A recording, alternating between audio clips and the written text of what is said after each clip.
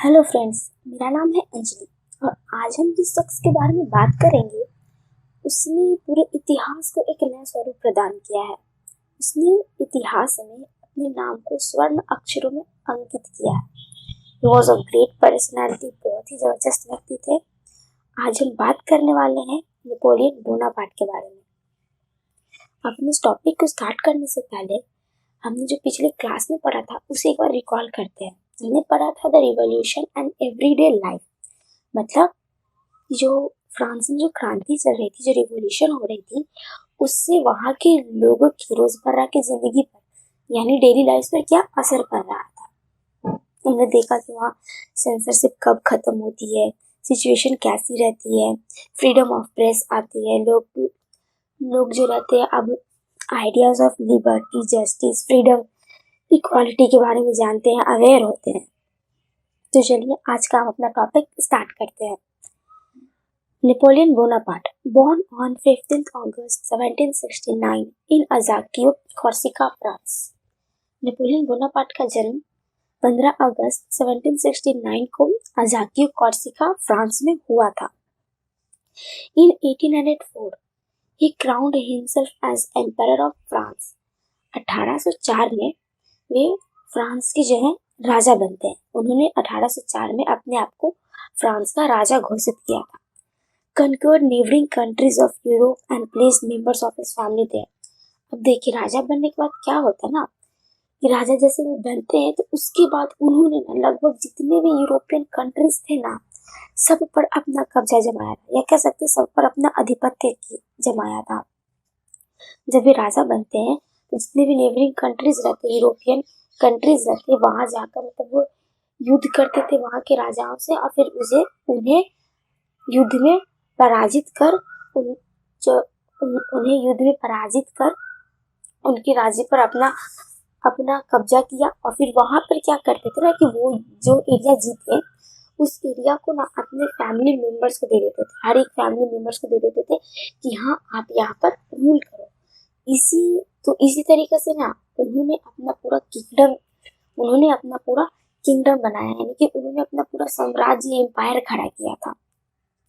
राजा बनने के बाद उन्होंने बहुत सारे लॉज लेके आए थे, बहुत सारे लॉज हो गया, पॉलिसीज हो गए, वो लेके आए थे। तो कुछ लॉज क्या थे पढ़ते हैं। Protection of private property, decimal system, uniform system of weights and measure. इन्होंने ही मतलब जो डेसिमल सिस्टम है, सबसे पहला डेसिमल सिस्टम का इंट्रोडक्शन किसने किया था? तो नेपोलियन बोनापार्ट ने किया था। Uniform system of weight and measures, मतलब एक समान माप तौल की विधि होनी चाहिए। आप कुछ भी जैसे ऐसा समझ लीजिए कि अगर हमें कोई 1 किलो कुछ भी खरीदना है, 1 किलो अगर हम धान खरीद रहे हैं तो 1 kg इज इक्वल टू 1000 ग्राम, ये फिक्स किया गया है कि 1 kg यदि आप लोगे तो आपको उसमें 1000 ग्राम धान मिलेगा। तो उन्होंने ये जो यूनिफॉर्म मेजरमेंट का सिस्टम लाया है ना, उसी को इंट्रोड्यूस किया था ताकि माप तौल की विधि में एक समानता रहे। आप कहीं से भी लो, पूरे ऑल ओवर द कंट्री आप कहीं से भी लो तो आपको सेम क्वालिटी में तो सेम क्वांटिटी मिले, क्वांटिटी में कोई डिफरेंस नहीं है। प्रोटेक्शन ऑफ प्राइवेट प्रॉपर्टी, इन्होंने ये लॉ लाया था, प्रोटेक्शन ऑफ प्राइवेट प्रॉपर्टी। अब देखिए क्या होता है, जब नेपोलियन बोनापार्ट आते हैं ना तो वैसे थॉट क्या आदमी थे ना, उनका मानना था कि हमारी कंट्री जो है ना डेवलप करनी चाहिए। कंट्री डेवलप कैसे होगी? जब वहाँ की कंट्री की इकोनॉमी स्ट्रांग रहेगी। अब इन्होंने क्या किया था, याद कीजिए हमने अपने पिछली क्लास में पढ़ा था कि जब नेपोलियन बोनापार्ट आते हैं तो वे स्लेवरी को री इंट्रोड्यूस कर देते हैं, फिर से स्लेवरी को लागू कर देते हैं। उन्होंने क्यों किया था? अब उन्होंने इसलिए किया था, वो देखते कि कंट्री डेवलप तभी होगी जब कंट्री इकोनॉमिक स्ट्रांग रहेगी। इकोनॉमिक स्ट्रांग करने के लिए उन्होंने क्या किया, उन्होंने देखा कि वहाँ के जितने भी जो प्रॉस्पेरस व्यक्ति है, यानी वेल्दी पीपल है, जो अमीर व्यक्ति है, उनका जो क्या होता था कि प्लांटेशन लैंड होता था। कहाँ होता था? फ्रेंच कॉलोनीज में। तो वे जो लोग हैं जिनका लैंड हुआ करता था, जमीन हुआ करता था, वे वहां जाकर तो काम नहीं कर सकते थे क्योंकि मैनेजमेंट में प्रॉब्लम हो सकती है। तो इसलिए उन्होंने क्या किया कि स्लेवरी सिस्टम को फिर से इंट्रोड्यूस कर दिया। क्यों? जिससे क्या होगा कि लोग जो है, अमीर व्यक्ति जो है अब स्लेव गुलाम को फिर से खरीद सकेंगे, खरीद कर अपने उस कल्टीवेशन लैंड पर भेज देंगे और वहां पर वे लोग काम करेंगे। जिससे क्या होगा, प्रोडक्ट मतलब कि जिससे क्या होगी कि खेती बाड़ी होगी तो प्रोडक्ट आएगा हमारे पास, और प्रोडक्ट आएगा तो फिर उसको हम बेच कर मतलब पैसे आएंगे तो ऑटोमेटिकली जो है हमारा इकोनॉमी जो है वो स्ट्रांग होगा। इसीलिए उन्होंने protection of private property law लाया था, यानी प्रोटेक्शन ऑफ प्राइवेट प्रॉपर्टी का कह सकते हैं कि निजी संपत्ति का संरक्षण। अब देखिए, जब लॉ मतलब कि नेपोलियन आया, उन्होंने बहुत सारे यूरोपियन कंट्रीज पर अपना मतलब कि कब्जा किया, अपना एम्पायर खड़ा किया और बहुत सारे लॉज लेके आए। तो इन्हें ऐसा मॉडर्नाइजर ऑफ यूरोप के रूप में देखा जाने लगा। इन्हें देखा जाने लगा कि ये मॉडर्नाइजर है, यूरोप को एक कह सकते हैं कि एक यूरोप को एक नया स्वरूप प्रदान करेंगे। इसीलिए इन्हें एक मॉडर्नाइजर के रूप में देखा जाने लगा।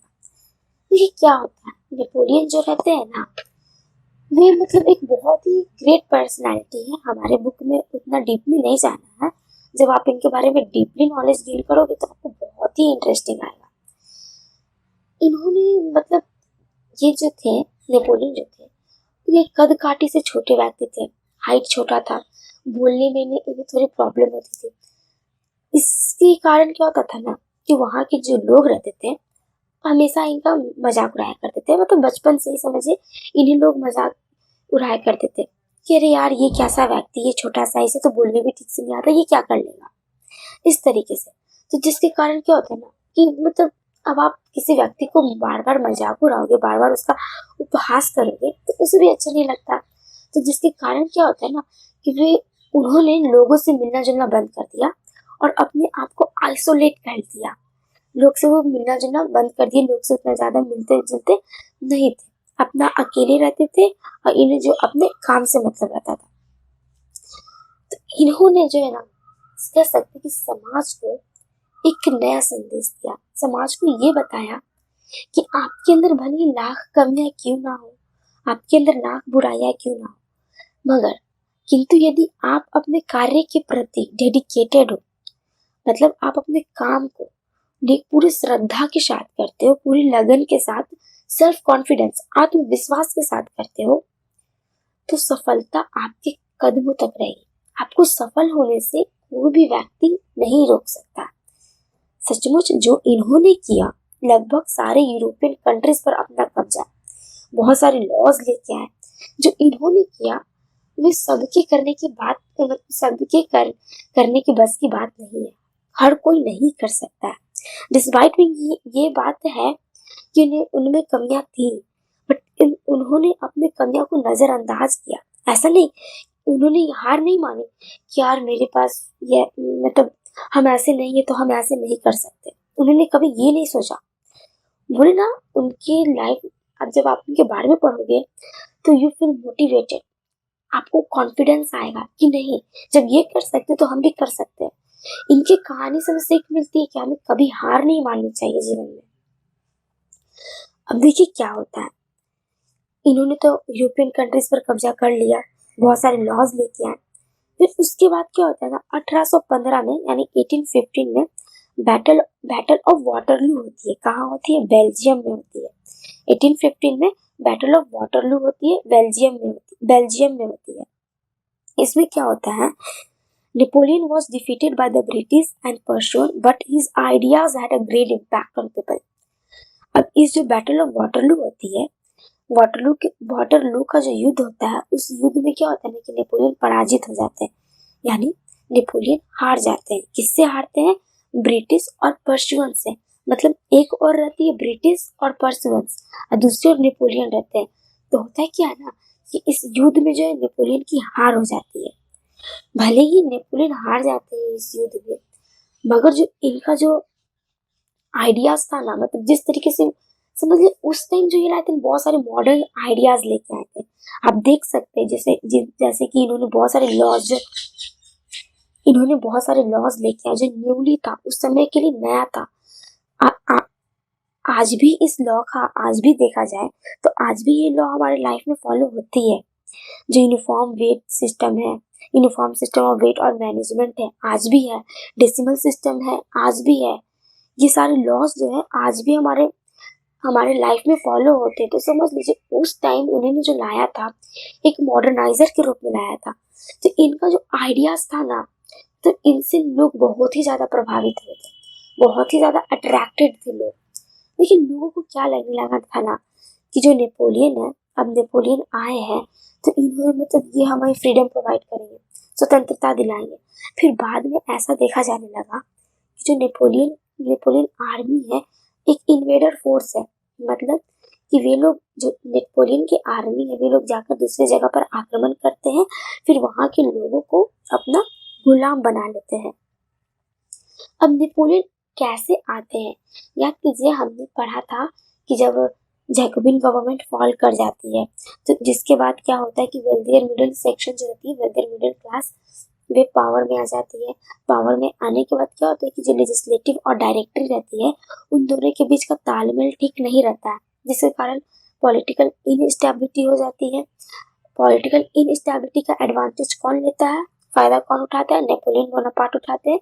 वे आते हैं और वहां पर पावर में आ जाते हैं और 1804 में अपने आप को फ्रांस का राजा घोषित कर देते हैं। ये तो एक तरफ है, ये तो नेपोलियन का पार्ट था। अब देखिए क्या होता है, फ्रेंच रिवॉल्यूशन से हमें क्या मिला। तो फ्रेंच रिवॉल्यूशन से जो है ना, कह सकते हैं कि फ्रेंच रिवॉल्यूशन जो था ideas of liberty, democratic right का जन्मदाता था। मतलब फ्रेंच रिवॉल्यूशन से ही लोगों को पता चला कि मतलब स्वतंत्रता क्या होती है, समानता आपको कैसी चाहिए, आपको कैसा न्याय चाहिए। इसी सब चीजों से मतलब फ्रेंच रिवॉल्यूशन से ही ना इन सब चीजों का उद्गम हुआ है। कह सकते हैं कि इन सब चीजों का जन्म हुआ है कि स्वतंत्रता कैसी होनी चाहिए।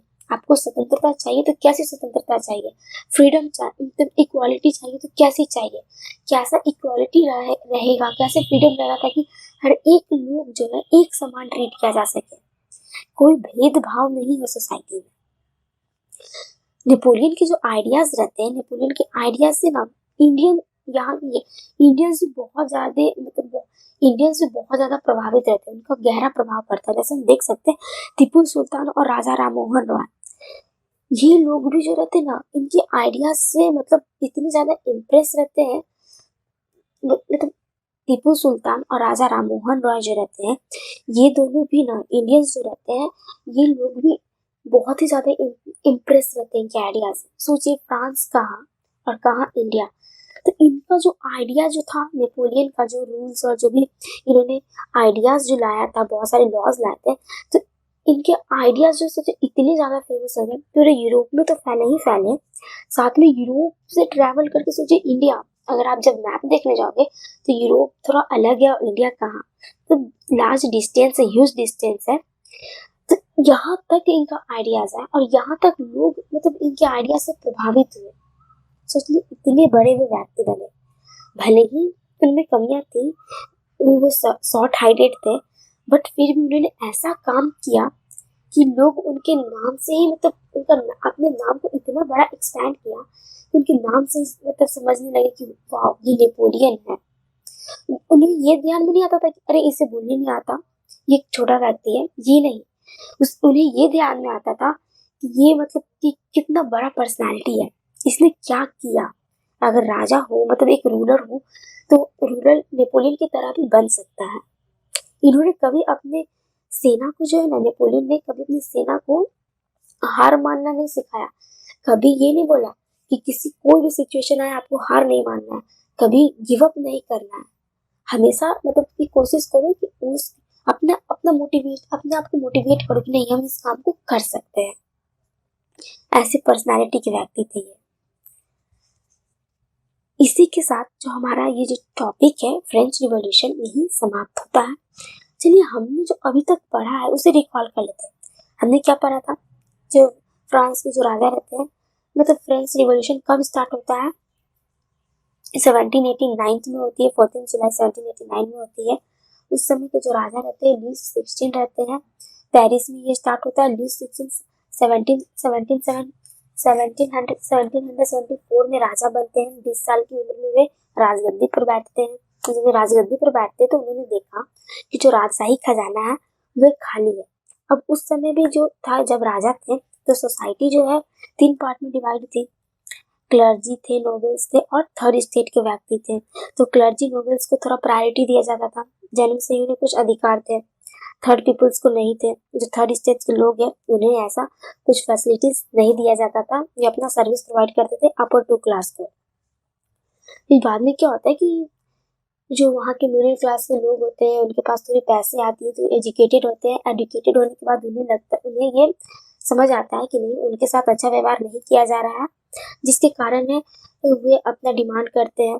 अब भी राजा जो है जैसे राजशाही खजाना खाली था, खजाना खाली होने के बाद राजा क्या करते हैं कि टैक्स बढ़ाने के लिए कोशिश करते हैं। मतलब टैक्स, राजा चाहते थे कि टैक्स बढ़े, जिसके लिए उन्होंने स्टेट जनरल की मीटिंग बुलाई थी। अब उस मीटिंग में क्या होता है कि थर्ड स्टेट के जो लोग रहते हैं वो इस मीटिंग को बॉयकॉट करते हैं, क्योंकि वे इक्वल वोटिंग राइट्स की डिमांड करते हैं।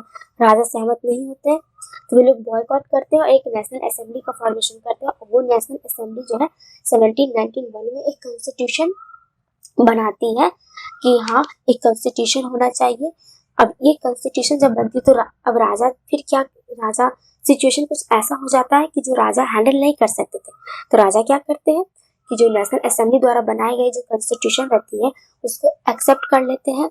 अब जिसके कारण क्या होता है कि ये जो नेशनल असेंबली है राजा के पावर्स को लिमिटेड कर देती थी। कुछ पावर्स राजा को देती है और आधे पावर्स लेजिस्लेचर, एग्जीक्यूटिव और जुडिशियरी के बीच में डिवाइड कर देती है, बांट देती है। अब नेशनल असेंबली के टाइम थी, इक्वल वोटिंग राइट्स नहीं थे, वोटिंग राइट लिमिटेड थे। अमीर सेक्शन के ही व्यक्ति को सिर्फ वोटिंग राइट्स दिया गया था, खासकर मेंस को दिया गया था। जो पुरुष व्यक्ति थे उन्हें दिया गया था, विमेंस को नहीं दिया गया था। अब जिसके कारण क्या होता है, फिर भी देखिए कि इक्वालिटी नहीं है, तो विमेंस सेक्शन भी जो है अपना डिमांड करती है वोट का। फिर जो क्या होता है कि जैकोबिन गवर्नमेंट आती है। जैकोबिन गवर्नमेंट जो आती है वो क्या करती है कि इक्वल वोटिंग राइट्स सबको देती है। बहुत ही ज़्यादा strict rules and policy follow करती थी इक्वालिटी को प्रमोट करने के लिए। अब जब जैकोबिन गवर्नमेंट रहती है, जैकोबिन गवर्नमेंट जो रहती है वो बहुत ज़्यादा स्ट्रिक्ट रूल्स। जैकोबिन गवर्नमेंट के लीडर कौन रहते हैं? रॉबेस्पायर, मतलब मैक्सिमिलियन रॉबेस्पायर रहते हैं। तो बहुत ही ज़्यादा स्ट्रिक्ट पॉलिसी और रूल फॉलो करते थे इक्वालिटी को प्रमोट करने के लिए। उन्होंने इक्वल वोटिंग राइट्स दे दिया था कि आप अमीर हो चाहे गरीब, सबको एक समान वोटिंग राइट रहेगा। उन्होंने ये किया था। फिर धीरे धीरे क्या होता है कि जैकोबिन गवर्नमेंट फॉल कर जाती है। फिर वेल्दियर मिडिल क्लास पावर में आ जाते हैं, वे आते हैं। तो उन्होंने क्या किया था कि जो पुअर सेक्शन को वोटिंग राइट्स दिया गया था उसे अबॉलिश कर देते हैं। और फिर उसे अबॉलिश कर देते हैं। लेजिस्लेटिव और डायरेक्टरी रहती है, तो लेजिस्लेटिव और डायरेक्टरी का तालमेल अच्छा नहीं रहता, जिसके कारण क्या होता है, पॉलिटिकल इनस्टेबिलिटी हो जाती है। और इनस्टेबिलिटी का फायदा उठाते नेपोलियन बोनापार्ट और वे पावर में आ जाते हैं और 1804 में फ्रांस के राजा बन जाते हैं। हमारे इस चैप्टर का नोट्स का PDF आप सभी के लिए डिस्क्रिप्शन बॉक्स में अवेलेबल है। आप एक बार जाकर वहाँ इसे जरूर चेक करें।